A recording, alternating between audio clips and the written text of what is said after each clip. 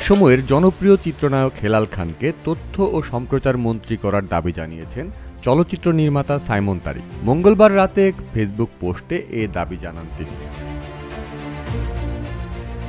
ত্রয়োদশ জাতীয় সংসদ নির্বাচনে নিরঙ্কুশ জয় পেয়েছে বিএনপি। এরপর থেকে শুরু হয়েছে আলোচনা, মন্ত্রিসভায় কারা জায়গা পাচ্ছেন। কেউ কেউ জানাচ্ছেন তাদের প্রেডিকশন, আবার কেউ কেউ পছন্দের মানুষকে মন্ত্রী করার দাবি জানাচ্ছেন। এবার চলচ্চিত্র পরিচালক সাইমন তারিক জানালেন তার দাবির কথা।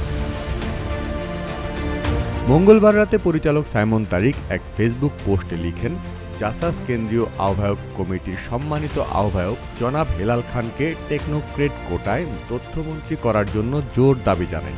তাহলে চলচ্চিত্র জগৎটা বেঁচে যাবে। এরপর একই দাবি জানিয়ে আরও দুইটি ফটোকার্ড পোস্ট করেন এই নির্মাতা, যার একটি ফটোকার্ড চলচ্চিত্র উন্নয়ন সোসাইটির নামে। পরিচালক সাইমন তারিক বর্তমানে জাসাস কেন্দ্রীয় আহ্বায়ক কমিটির সদস্য হিসেবে দায়িত্ব পালন করছেন।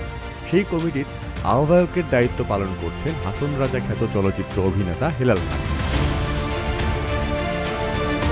একসময়ের জনপ্রিয় অভিনেতা হেলাল খানের প্রথম চলচ্চিত্র প্রিয় তুমি, যা 1995 সালে মুক্তি পেয়েছিল। এরপর 50টিরও বেশি চলচ্চিত্রে কাজ করেছেন তিনি। এর মধ্যে 2002 ও 2003 সালে পরপর দুইবার জাতীয় চলচ্চিত্র পুরস্কার অর্জন করেন এই অভিনেতা। বর্তমানে তিনি বিএনপির রাজনীতিতে যুক্ত।